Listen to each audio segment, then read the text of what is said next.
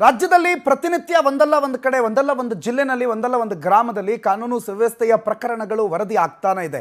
ಹಾಗಾದ್ರೆ ಕರ್ನಾಟಕ ರಾಜ್ಯ ಏನು ಗುಂಡಾ ರಾಜ್ಯ ಆಗೋಗಿದೆಯಾ? ಕರ್ನಾಟಕ ರಾಜ್ಯದಲ್ಲಿ ಹೇಳೋರು ಕೇಳೋರು ಪೊಲೀಸರು ವ್ಯವಸ್ಥೆ ಕಾನೂನು ಅನ್ನೋದೆಲ್ಲ ಏನು ಮಲ್ಕೊಂಡು ಬಿಟ್ಟಿದೆಯಾ ಅನ್ನೋ ಪ್ರಶ್ನೆ ಹುಟ್ಕೊಳ್ಳುತ್ತೆ. ಈ ಘಟನೆಯ ನಂತರ ಹಾಡಾಗಲೇ ವ್ಯಕ್ತಿಯ ಕೈಕಾಲನ್ನ ಕಟ್ಟಿ ಗ್ರಾಮ ಪಂಚಾಯತ್ ಸದಸ್ಯನೇ ಹಲ್ಲೆ ಮಾಡಿದ್ದಾನೆ. ಹಾರುಗೇರಿ ಪೊಲೀಸ್ ಠಾಣಾ ವ್ಯಾಪ್ತಿಯಲ್ಲಿ ಘಟನೆ ಸಂಭವಿಸಿರೋದು. ಯಾವ ವ್ಯಕ್ತಿ ಅಲ್ಲಿನ ಗ್ರಾಮದ ಜನರ ಓಟ್ನಿಂದ ಗೆದ್ದು ಆ ಗ್ರಾಮ ಪಂಚಾಯತಿಗೆ ಸದಸ್ಯನಾಗಿದ್ದಾನೋ ಅವನೇ ವ್ಯಕ್ತಿಯ ಕೈಕಾಲು ಕಟ್ಟಿ ಹಲ್ಲೆ ಮಾಡಿದ್ದಾನೆ.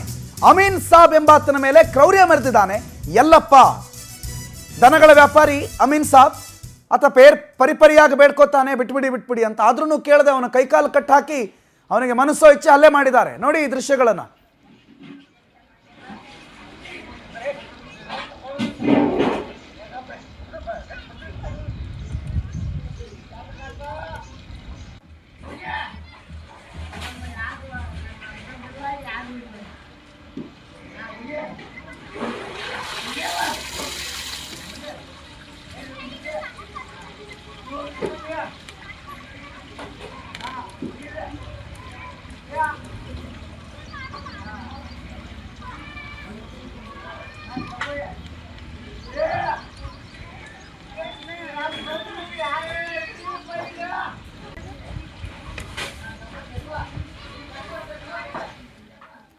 ನೋಡಿ ದೃಶ್ಯಗಳನ್ನ. ಇವನೊಬ್ಬ ಗ್ರಾಮ ಪಂಚಾಯತಿ ಸದಸ್ಯನಂತೆ. ಇವನು ಓಟ್ ಹಾಕಿ ಜನ ಇವನನ್ನು ಗೆಲ್ಲಿಸಿದಾರಂತೆ.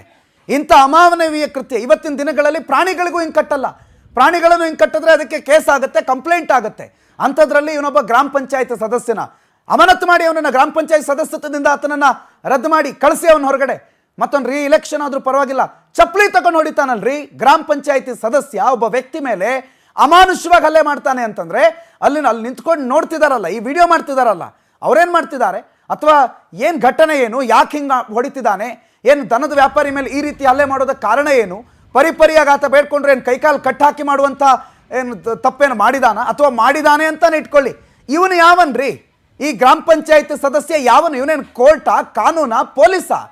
ಮನಸ್ಸಿಗೆ ಬಂದಂಗೆ ಹಿಂಗೆ ಹಲ್ಲೆ ಮಾಡೋದಕ್ಕೆ ನಾಳೆ ಇವನ್ನ ಹಿಂಗೆ ಕಟ್ಟಾಕೊಂಡು ಬಂದ್ಬಿಟ್ರೆ ಸುಮ್ಮನೆ ಕೂತ್ಕೋತಾನ? ಈ ಗ್ರಾಮ ಪಂಚಾಯತ್ ಸದಸ್ಯನ ವಿಚಾರಕ್ಕೆ ಸಂಬಂಧಪಟ್ಟಂತೆ ಪೊಲೀಸರು ಸೂಕ್ತ ಕ್ರಮ ತೆಗೆದುಕೊಳ್ಬೇಕಿದೆ. ಆ ಊರಿನ ಗ್ರಾಮಸ್ಥರಿಗೆ ರಕ್ಷಣೆ ಕೊಡಬೇಕು ಅಂತ ಅನ್ನಿಸ್ತಾ ಇದೆ ಈ ದೃಶ್ಯಗಳನ್ನು ನೋಡಿದಾಗ.